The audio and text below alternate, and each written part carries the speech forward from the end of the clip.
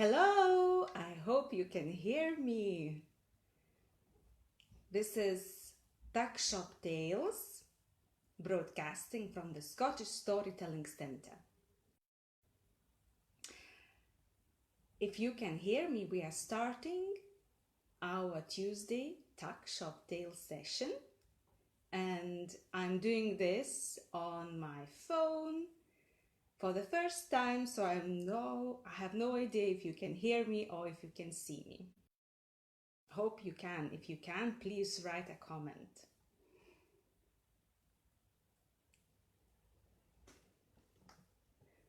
I'm going to check.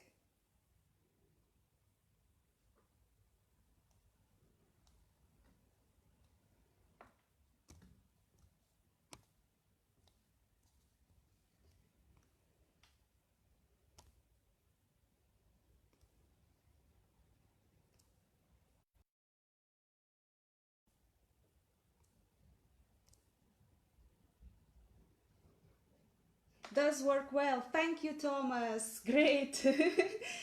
So yes, welcome everyone. And if you will write, where are you from? Where are you listening? And where are you at the moment? That would be great. I am in Scotland, in Glasgow, but I am from Lithuania. So today I have prepared some Lithuanian stories for you. I hope you will enjoy. And hi, hello, I can hear you. Hello, Lori. Thank you very much. That's great. Great to know. Kat, hi, hello. Edinburgh, Lori. Hi, hello. Yes. While you are coming in, I just have a little song for you to sing. Yay, great. Everything is working. I'm happy because I have a bit of a technical issues before starting this live streaming. Never done it before. Aha. Pat, okay. Maybe I'll try to speak a bit louder and you can hear me very well now, hopefully. So, hello, how are you? Hey, hello, how are you? How do you do today? I hope you're fine. There was some trouble with connection, but I hope it's now great. So, welcome everyone to once again to Tuck Shop Tales, and I am Daiva Ivanauskaitė, a Lithuanian storyteller who lives now in Scotland, in Glasgow. And to start with my first story, Boat. So if you are ready,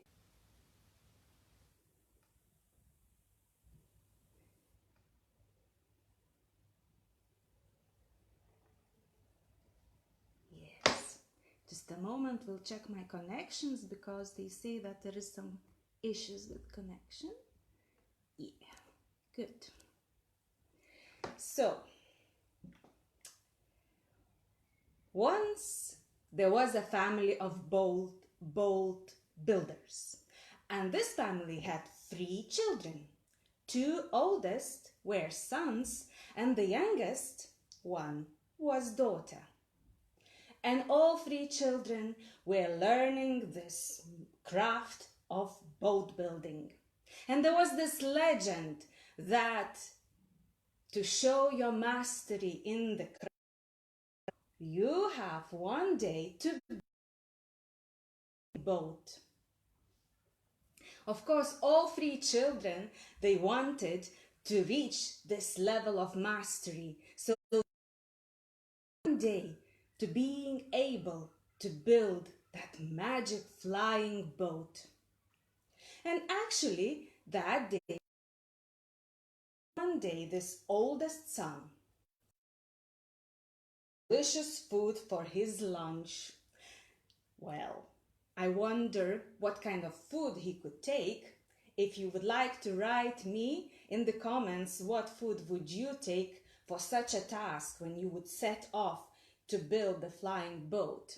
I myself, I love strawberries, I love vanilla ice cream, maybe some pizza with vegan mozzarella. So if you could write what would you take to eat for such a task, that would be great.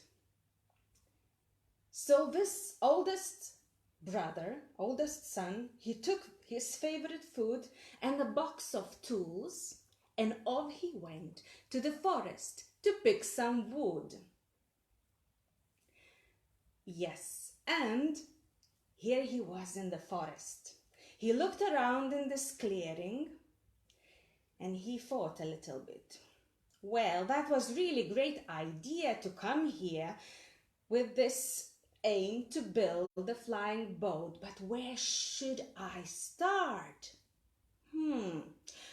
How this flying boat should look like.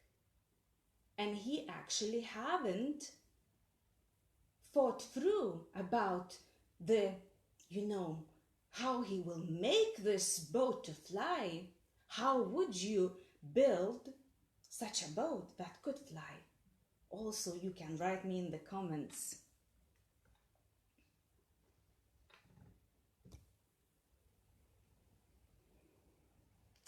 Yes. So he was thinking and thinking and thinking and thinking. And from all this thinking, he got very hungry. So he took out all his lunch and he was about to start to munch. Then suddenly,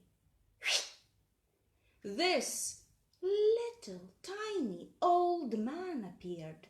And this man had this very long white bush. And the man looked at the food, and then he looked at this young lad, again at the food, and again back at this lad. And then he said, "Would you mind to share some of your delicious food with me?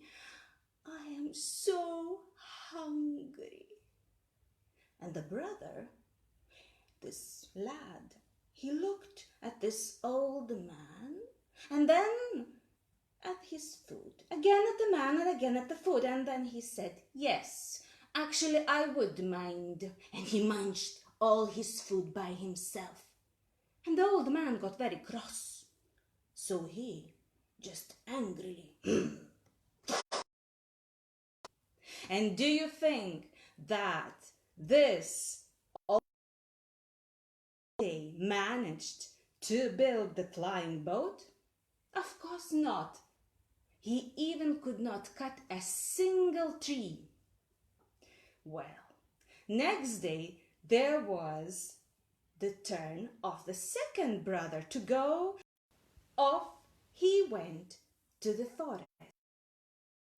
And in the clearing, he looked around, and he again was a bit puzzled how to build that flying boat. And he was thinking and thinking and thinking, and from all this thinking he got very, very, very hungry.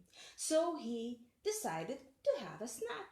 And as he lay down on the blanket, his food, whew, this old little man appeared with a white, long, bushy beard. And the man was very hungry, and he asked the same question, if the brother would share his food with him. But the middle brother, as his oldest one, said no. And he munched all that food by himself, not sharing with anyone. So the old man was quite sad and disappointed. So he disappeared. And as he disappeared and the brother finished eating, he could not cut a single tree. All his tools seemed broken. On the third day, there was this turn of the youngest sister to go to the wood for her flying boat. And of course the brothers, they were a bit giggling and laughing, but she did not listen to their remarks. She took her package of food and her box of tools, and off she went to the forest. She came to the clearing. She looked around. And actually she picked few trees that she thought are very good for this boat. But then she was thinking actually how this flying boat should look like. And as she was thinking, phew, this old little man with wide bushy beard appeared. And the man, he was so hungry, and he was looking at her food, and he said, "Would you be able to share some food with me? I am so hungry." And the girl looked at that old man and she said, "Well, yes, of course." And she put the blanket on and she took out all the things she took for her snack, and she said, "Please share it with me. I will be happy and delighted to have a companion like you." And they had this food together, and they had a little chat, and she told why she was here in the forest. And the old man, he listened to this girl, and then he thanked for the food and disappeared. And as he disappeared, whew, the boat appeared. It looked quite simple wooden boat, but the girl felt that there was something magical about it. So she came closer to this boat and she touched the boat. And then she climbed into the boat, and then she said, "Go up." And the boat, whoosh, went up. It was magic. It was a flying boat. So the girl asked, "Go to this side." And the boat went to this side. "Now go to the other side." And the boat went to the other side. And then the girl asked the boat to fly, following this river that was twisting just down below in the valley. And as the boat was flying along the river, the girl saw a woman running fast as wind, also along the shore of the river. But something rather strange she had. She had two very heavy tree trunks tied to her legs.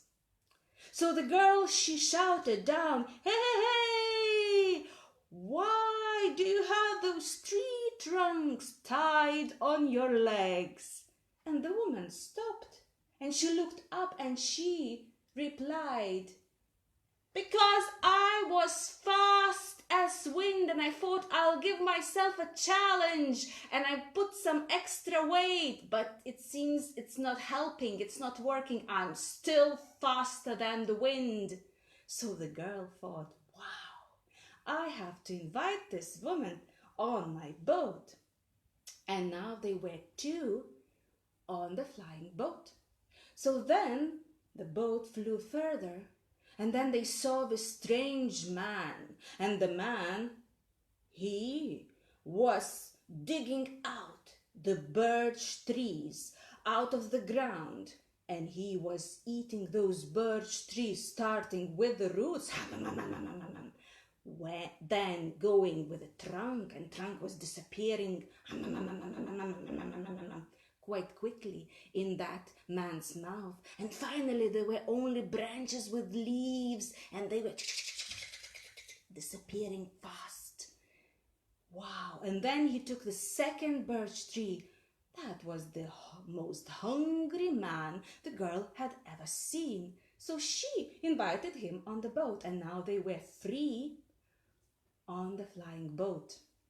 Well, then after a few moments, on the bridge, there was this woman standing and leaning down, and she was drinking all the river, and all the stream was running directly into her mouth.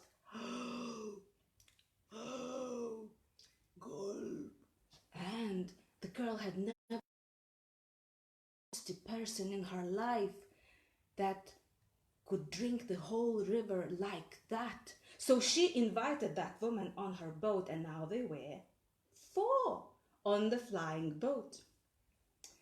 And the last person they met was the man, and the man was sitting on the bank on the river, but something was rather strange, like he was not doing much, just sitting there and holding his thumb in the mouth. So the girl asked why he has that thumb in his mouth. And the man, he looked up, took his thumb out of his mouth, and he couldn't hear very well what the girl was asking, so he shouted back, "What?" And as he opened his mouth, the cold and frost came out, and everything got frozen. River got frozen, and he quickly put his thumb back into the mouth. And as he did that, there was nice warm again. So of course this amazing man became the 5th member of the flying boat. And now this flying boat reached the kingdom, and there was the gate, and at the gate there was this poster, and on the poster the girl read, "Competition." So there were 3 rounds: running round, eating round, and drinking round. So the girl, she discussed with her flying boat team, and they decided that they are going to put their team on the list, and they are going to try to win the main prize. And the main prize was half of the kingdom. So next day, the competition began, and the first round, the running round, and of course, the woman who was faster than the wind, she ran so fast that in the middle of the race, she decided to have a wee nap. When she woke up, all the other competitors were still behind her, so she actually walked to the finish, and she was the winner of the first round. Now the second round was the eating round. And there was this big, beautiful chamber. And in that chamber there were 33 long wooden tables with all kind of different delicious food.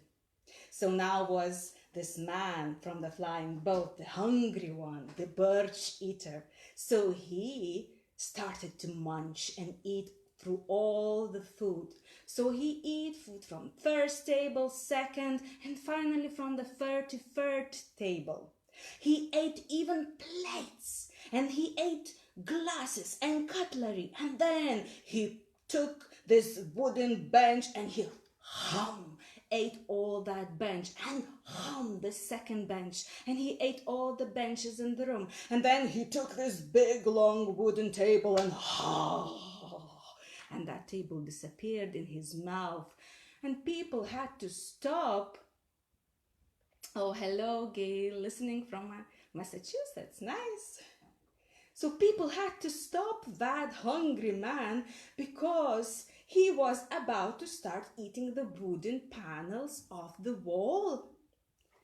Well, he was the winner of the second round. And now was the final, 3rd round. And the 3rd round was drinking round. So now comes this very thirsty woman.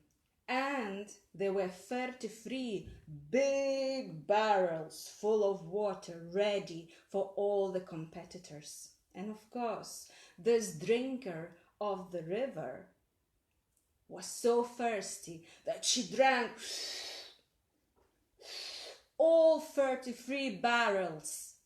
and she was still so thirsty that she went out and she drank all the water from the well in the king's palace. So she was the winner of that round, and now everyone knew that the competition was won by the team of the flying boat.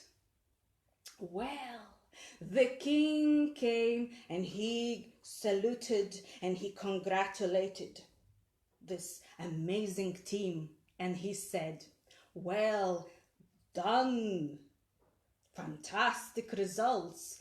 I think you are very, very tired, so I have prepared for you a special room with some delicious dinner, and there will be very comfortable beds for you.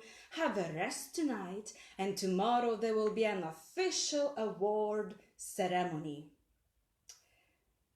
The team went inside the room, and indeed there was this big table with delicious food and beds along the walls, and the floor was covered in nice rugs. But as the door closed, they heard the sound of the locking. Competition. So he made a special room. That room had a very special floor, and this floor was made out of metal. And below that floor, beneath, there was the fire. He asked the servants to put that fire on.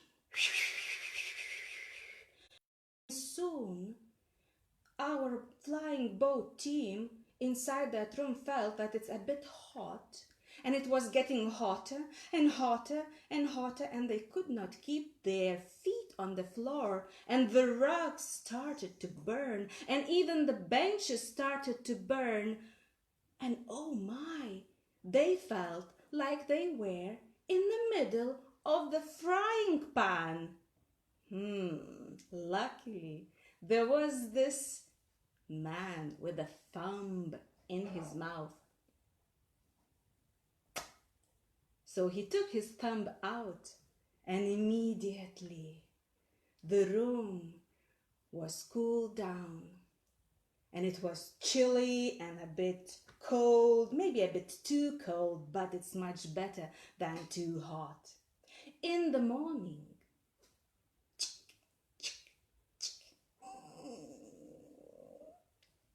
the king opened the door, and this frost came out of that room and bit the very tip of his nose. And how surprised he was to see that the whole team were safe and sound. We were still alive. Of course, people in that kingdom immediately heard what had happened, and they didn't want such a king, such a person to be their king anymore. So they sacked that king, and the king had to leave the kingdom. And then they elected their new leader, and their new leader was the queen, the girl, the boat builder, the captain of the flying boat.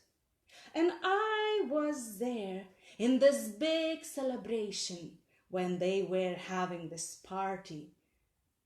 But it looked like that I had a hole in my chin, and all the food and all the delicious drinks disappeared, and I was still thirsty and still hungry for more.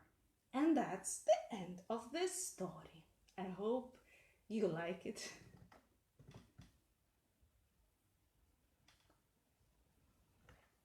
Okay, so my next story I have prepared is story about this magic fern flower. I don't know, have you ever heard that once a year on the shortest night. And the person who is going to find that magic flower, that person might get wisdom. That person might understand the language of animals and birds. And that person might see through the things, even through the people. And of course, if you can see through the things, you might find where all the treasures are hidden. Well, of course, such person will get all those powers if his heart is pure. So, this is a solstice story which we are going to celebrate in a month. Next month, June, it's the biggest summer festival in Lithuania. And during that festival, we make flower crowns. Usually, we use wildflowers from 9 different meadows. But today I have prepared my paper crown.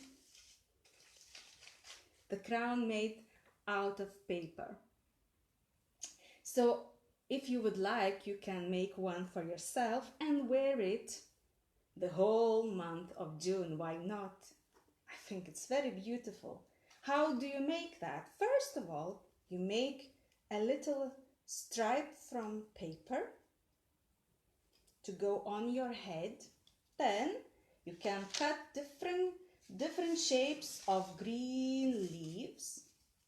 Yes, like that. And glue those leaves to this little band.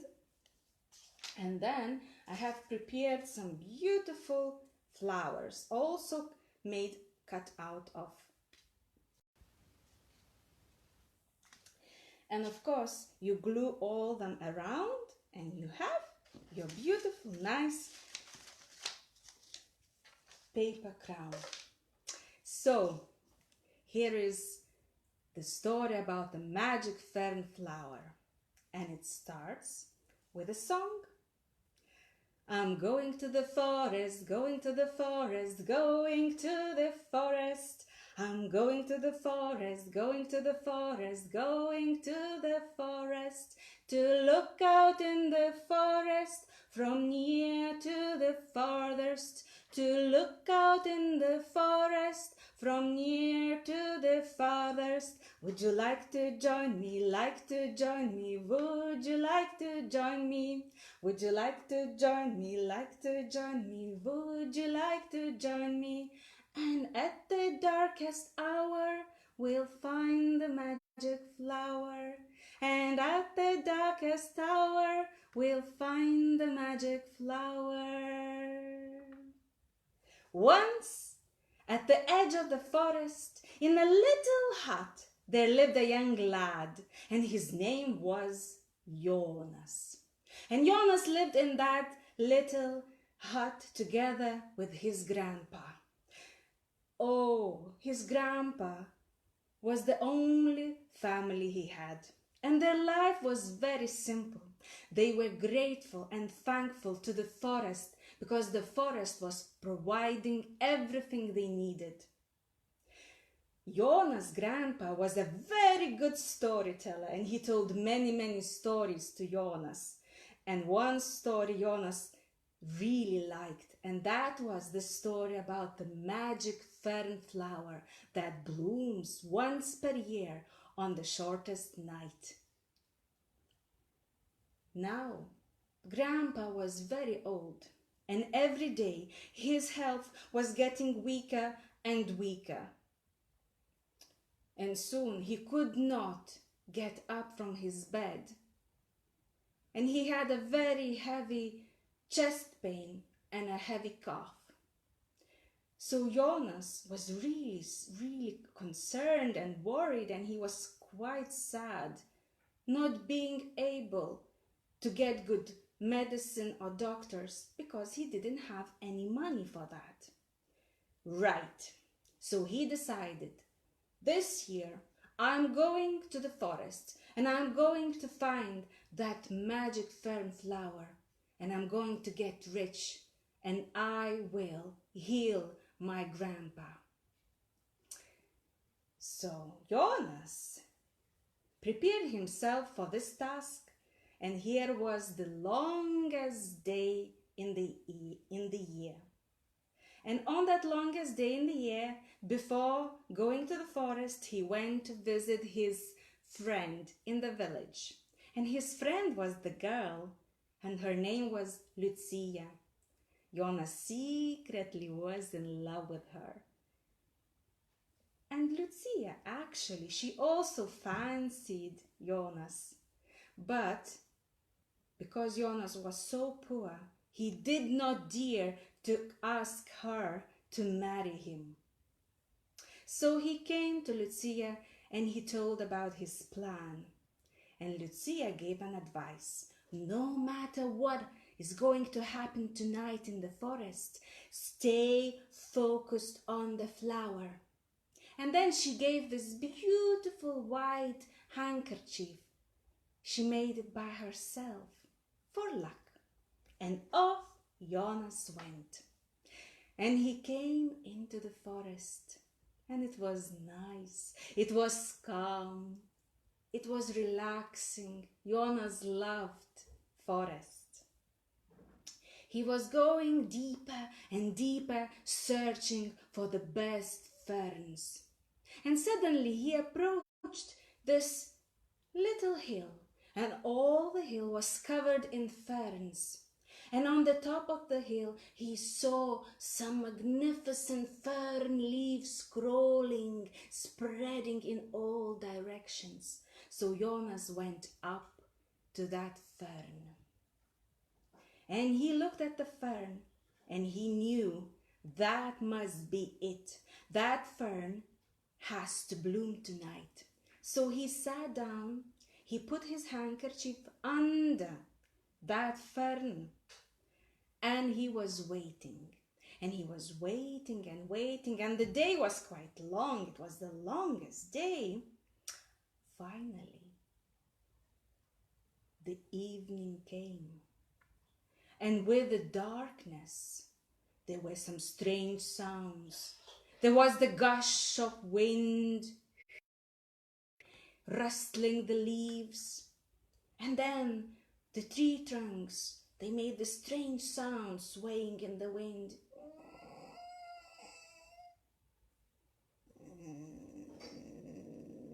And then he heard some strange noise made by animal, or maybe bird, or maybe a wind.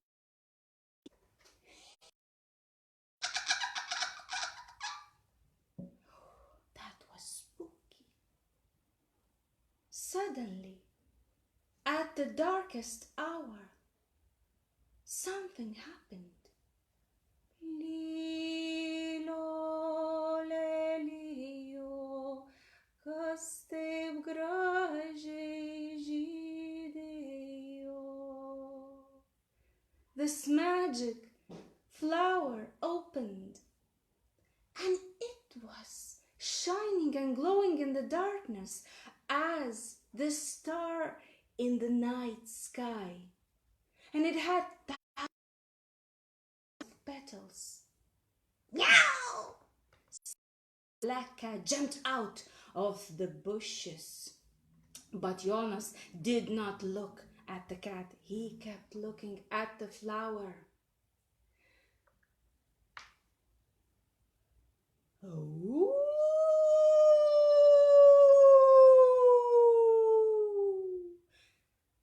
A wolf howled on this side, but Jonas did not look that way. He kept looking at the flower.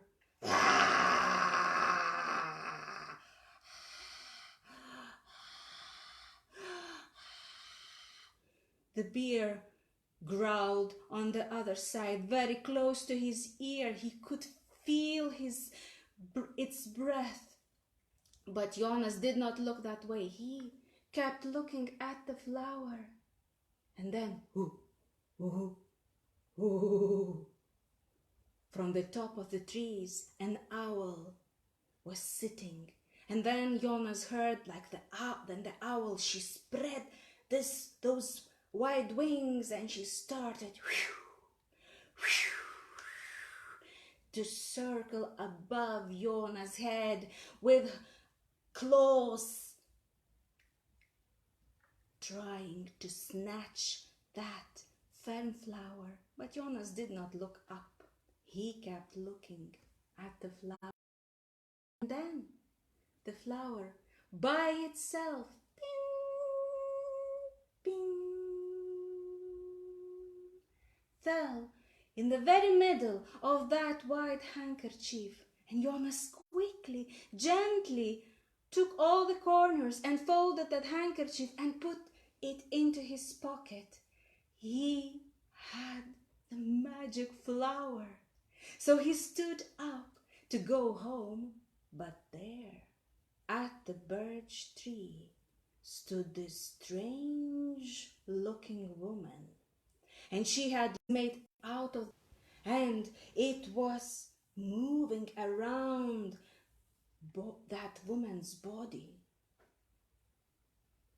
"What's the matter? What happened to you?" he asked, because looked rather sad. The tears were running down her cheeks and like diamonds going down on the grass.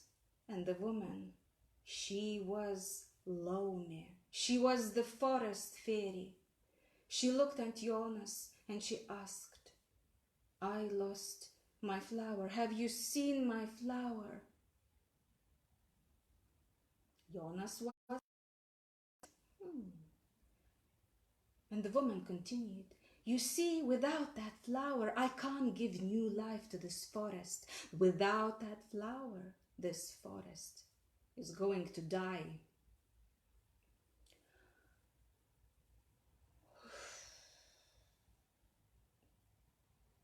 So Jonas took out that handkerchief with the flower inside it from his pocket, and he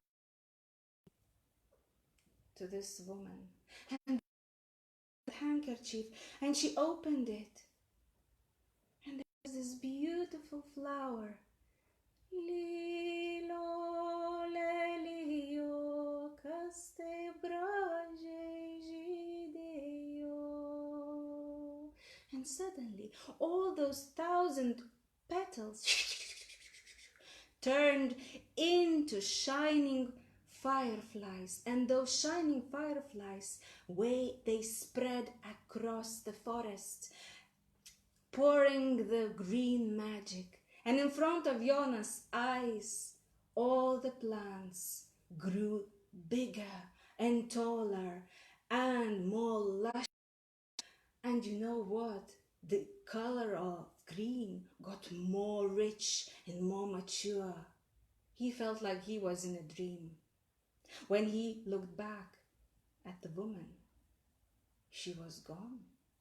Only this handkerchief was lying in the wet grass.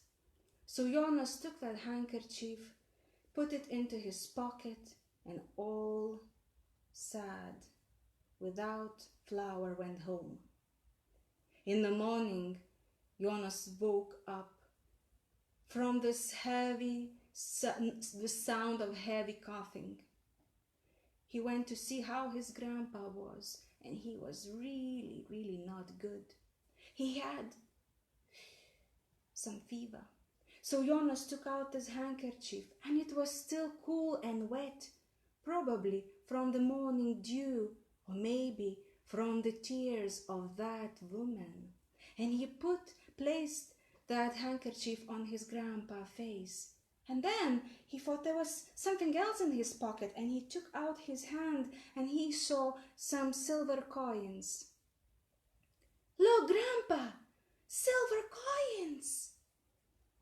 And Grandpa took off his handkerchief and looked to those coins. And you don't know what happened there. No one knows. Maybe those magic tears of fairy had healed Grandpa, or maybe the knowledge about the money. But soon Grandpa, he stood up on his own feet and went to have a fresh cup of water. with that money, Jonas bought a little land next to the forest and the wedding ring.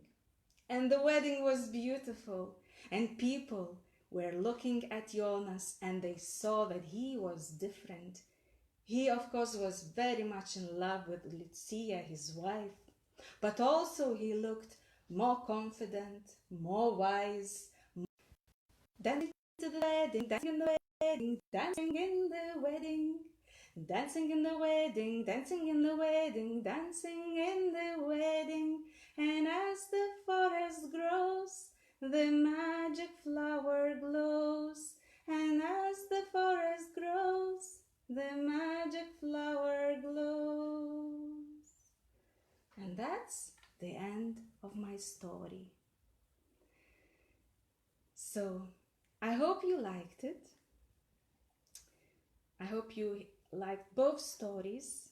Please write in the comments. And next week, next Tuesday, join Tuck Shop Tales at the Scottish Storytelling Centre for more brilliant tales. And next week we will have Heather Eula, beautiful storyteller. So I'm saying thank you for joining me today, and I wish you the most pleasant day. Bye bye.